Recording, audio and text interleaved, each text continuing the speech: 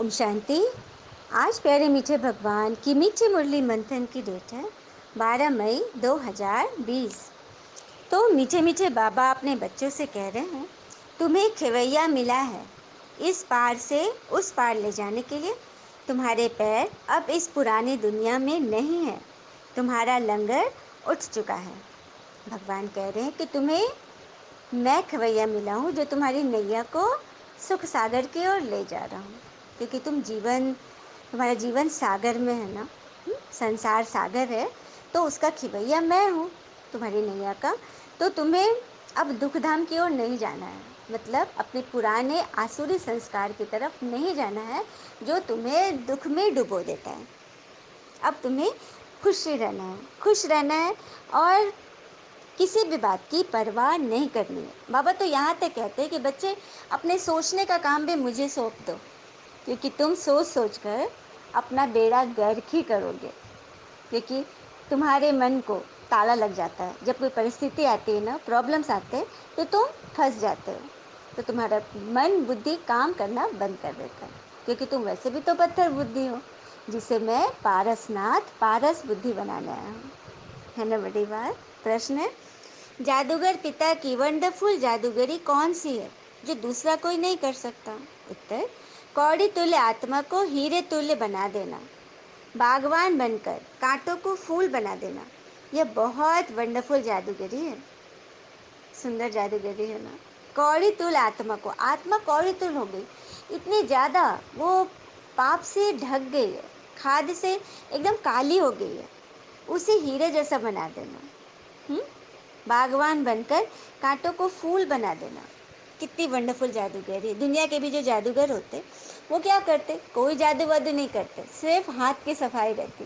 लेकिन यहाँ तो परमात्मा आत्मा की सफाई कर रहे हैं, जो कोई मनुष्य तो कर ही नहीं सकता है। मनुष्य पैसा कमाने के लिए सिर्फ जादूगर कहलाते हैं, लेकिन पिता जैसा जादू तो कर ही नहीं सकते। और इस संस्था के बारे में भी है कि वहाँ तो जादू हो जाता है। सच बात है, आत्मा नहीं हो जाती है, संस्कार बदल जाते हैं, तभी तो सब कहते हैं ना कि यहाँ तो जादू है।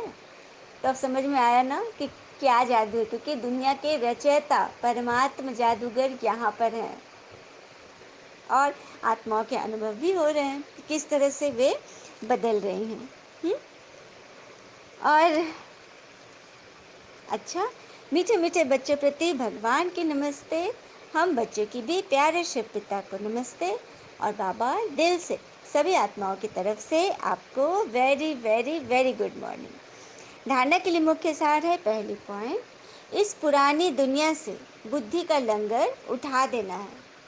पिता हमारे लिए नया घर बना रहे हैं, यह है रौरव नर्क कंसपुरी। हम जाते हैं बैकुंठपुरी अर्थात कृष्णपुरी में। सदा इसी स्मृति में रहना है। भगवान कह रहे कि तुम्हें बुद्धि से यह भूल जाना है कि तुम दुखधाम में हो, तुम तो अब सुखधाम की ओर चल पड़े हो। तुम्हारा लंगर उठ चुका है, तुम बीच में हो संगम पर। मैं तुम्हारे लिए नया घर बनवा रहा हूँ।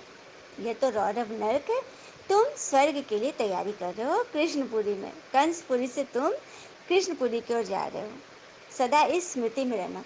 अच्छा, ये स्मृति क्या कुछ छोटी सी खुशी है कि हम कृष्णपुरी की ओर जा रहे हैं, हम स्वर्ग की ओर बढ़ रहे हैं, हम सदा सुख की ओर बढ़ रहे हैं।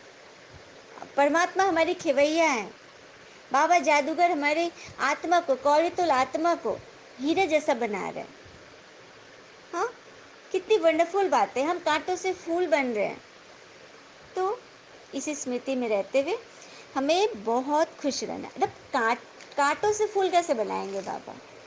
तो कांटे, क्रोध, आज पूछा जाए कि क्रोध किन किन को आता है, तो लगभग सभी के हाथ उठेंगे। और क्रोध के कारण या मन में कितनी गांठें डाल लेते हैं, उसे हम गौतम बुद्ध की इस प्रसंग से अच्छी रीति समझते हैं। एक बार की बात है, गौतम बुद्ध का प्रवचन चलने वाला था, तो शिष्यगण तो आश्रम में बैठ गए और वेट कर रहे थे, इंतज़ार कर रहे थे महात्मा बुद्ध आए। तो उनके हाथ में एक रुमाल नुमा कपड़ा था। तो सभी शिष्य ने देखा कि आज महात्मा जी ये क्या कपड़े लेकर आए हैं। और महात्मा जी आए और अपने आसन पे बैठे और उस कपड़े में गांठें लगाने लगे, 1 2 3 4 करके ऐसे गांठें लगा रहे थे। उसके बाद जब उन्होंने गांठें लगा ली तो सभी शिष्य से पूछा, ऐसे दिखाकर रुमाल, कि ये क्या दिखाई दे रहा है आप लोग को। तो किसी ने कहा कि ये रुमाल है, और किसी ने कहा रुमाल तो है लेकिन इसमें गांठें पड़ी है जो कि उसे किसी काम का नहीं कर रही है।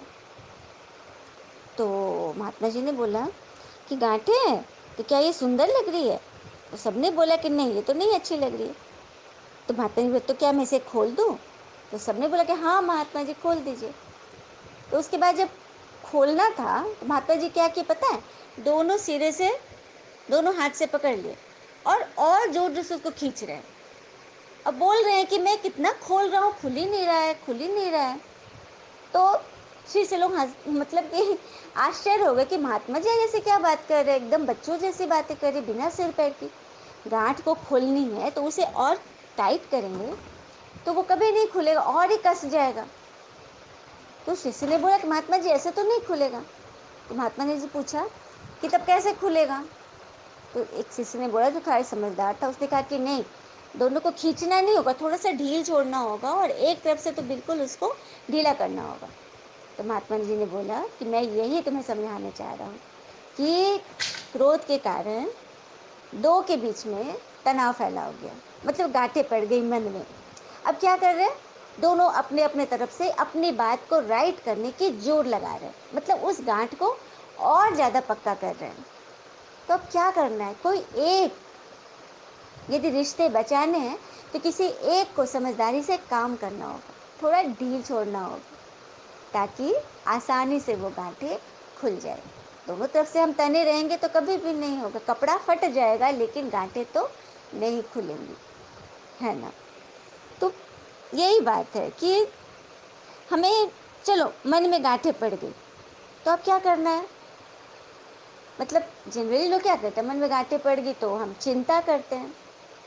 तो चिंता को चिंतन में बदल दो, क्योंकि चिंता पता है ना चिता समान है, और चिंतन से, मनन से हम उस प्रॉब्लम के जड़ तक पहुंचेंगे और उसको खोल लेंगे, है ना।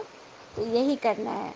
तो यही बताने के लिए बाबा हमें आए हैं, हमें कांटों से बाबा फूल बना रहे हैं, हमारे एक एक मन की गांठों को खोल रहे हैं, जिससे हमारे शरीर में भी जो रोग शोक दर्द है, गांठें हैं, वो भी धीरे धीरे ईश्वर की याद से, मदद से, कृपा से खुल रही हैं, है ना बड़ी बात। और बाबा हमारे लिए नया घर बना रहे हैं, यह तो रौरव नर्क है, कंसपुरी हम जाते हैं, इसी स्मृति में रहना है, हाँ, सदा खुश रहना है। फिर बाबा ने वरदान दिए, चलते फिरते फरिश्ते स्वरूप का साक्षात्कार कराने वाले साक्षात्कार मूर्त भव। चलते फिरते अपने फरिश्ते स्वरूप का साक्षात्कार कराने वाले साक्षात्कार मूर्त भव। अपने फरिश्ते स्वरूप अर्थात परमात्मा ने उन्हीं बच्चों को चुना है जो पिछले कल्प में भी ब्राह्मण से फिर फरिश्ते बने थे। तो सबको इस बात में खुशी रहनी चाहिए कि हम फरिश्ते थे जिसे बाबा ने चुना है। तो हमें, हमारी अब क्या जिम्मेवारी है कि हम बाबा की वरदान से खुद को भरपूर करें और ऐसे बने जिसे हमें देखकर आत्माओं को टचिंग हो, आत्माओं को वैसा बनने की प्रेरणा मिले। तो चलिए हम अपने आप को आत्मा में तो टिकेंगे ही, विजुलाइज करेंगे ही दोनों भावों के बीच, और जितना जितना हम रियलाइज़ करेंगे कि मैं एक आत्मा हूँ, लाइट हूँ, मेरे मन मस्तिष्क शरीर पूरा लाइटेड हो रहा है धीरे धीरे, जैसे जैसे मेरे सर से लेकर मेरे फेस से, मेरे गर्दन, मेरी बाजू, मेरी उंगलियां, मेरे स्टमक, मेरे पैर, घुटने, पैर की उंगलियां, सारे मेरी लाइट भर रही है और मैं आत्मा हल्की होती जा रही हूँ, एकदम हल्की, डबल लाइट हो गई मैं। मेरा सूक्ष्म शरीर फरिश्ते वाली ड्रेस पहने, चमकीले ड्रेस पहने, ऊपर उड़ने को मैं तैयार हूँ। अपने आप को देखिए कि मैं ऊपर उड़ रही हूँ, इस घर से ऊपर आकाश में स्थित हो गई। मेरे 2 छोटे छोटे पंख हैं और मैं उड़ते जा रही हूँ। और ये पंख पता है किसके हैं? ज्ञान और योग के। परमात्मा ने कहा था कि तुम्हारी आत्मा के पंख टूटे हुए हैं, जिससे वह उड़ नहीं सक रही है। तो अभी मैं तुम्हें ज्ञान और योग सिखाए, तुम्हें उड़ना सिखा रहा हूँ। हर परिस्थिति से, हर रोग शोक से, तनाव, चिंता, परेशानियों से तुम फारिग हो रहे हो, मतलब निकल रहे हो, फंस नहीं रहे हो। फिर बाबा ने अर्थ बताया, जैसे शुरू में चलते फिरते ब्रह्मा गुम होकर श्री कृष्ण दिखाई देते थे, इसी साक्षात्कार ने सब कुछ छुड़ा दिया। ब्रह्मा बाबा जो संस्था के फाउंडर थे, उन्हें चलते फिरते स्वयं में श्री कृष्ण का साक्षात्कार होता था। जो भी आत्माएं आती थी, उन्हें ब्रह्मा बाबा में अपने अपने इष्ट देव देवी दिखाई दे। किसी को राम जी दिख रहे, किसी को शंकर जी, किसी को ब्रह्मा, मतलब इस तरह से सभी देवी देवता का साक्षात्कार हो रहा था। तो ऐसे साक्षात्कार द्वारा अभी भी सेवा होगी। बाबा कह रहे जो शुरू में जो हुआ, अंत में भी वो सीन चलेगी। अब साक्षात्कार से प्राप्ति होगी तो बनने के बिना तो रह नहीं सकेंगे। तो साक्षात्कार किन्हें होगा? जो अपने आप को एकदम 100% पवित्र बना लेंगे, किसी भी बात के क्या क्यों में नहीं रहेंगे, अहंकार में नहीं रहेंगे, किसी चीज़ को जमा करने में ज़्यादा ध्यान नहीं करेंगे। आज मतलब उपयोगिता चीज़ से बढ़कर अहंकार में हो गई है। जैसे घर बनाने में, कपड़ा पहनने में, भोजन बनाने में। हाँ, हम घर बनाते हैं क्यों?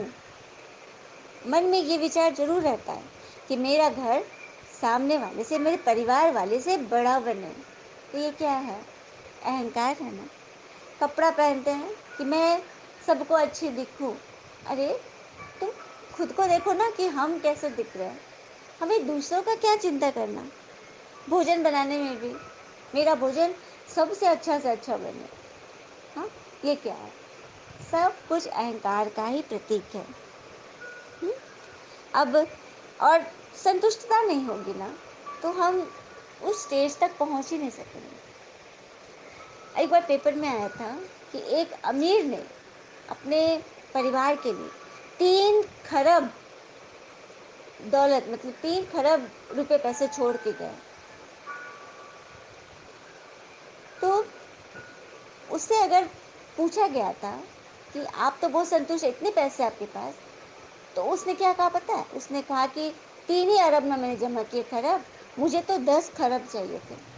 मतलब पैसे से संतुष्टता नहीं होती है। 10 रुपए में वही बात है और 1 करोड़ में भी, 1 अरब में भी वही बात है। यदि मन में संतुष्टता नहीं, तो हम कभी संतुष्ट नहीं रहेंगे, है ना।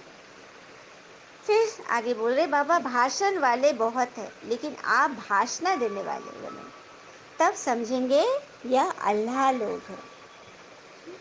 मतलब खुदा के बंदे हैं, तब सब समझेंगे आपको, क्योंकि आपसे भाषण करने वाले नहीं, बल्कि भाषणा देने वाले, अर्थात अनुभव कराने वाले, वाइब्रेशन से सबको हील करने वाले हो।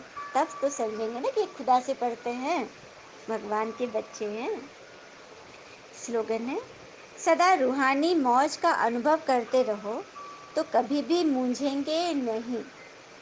रूहानी मौज अर्थात हर क्या क्यों किंतु परंतु ऐसा वैसा से ऊपर, उपराम स्थिति, परे ते परे पार्वती बनना है, क्योंकि शिव तो आ चुके हैं। पार्वती का अर्थ ही है पार्वतन में रहने वाली, मतलब हर किंतु परंतु, लोग मोह से परे, विकार से परे ही तो पार्वती बनती है।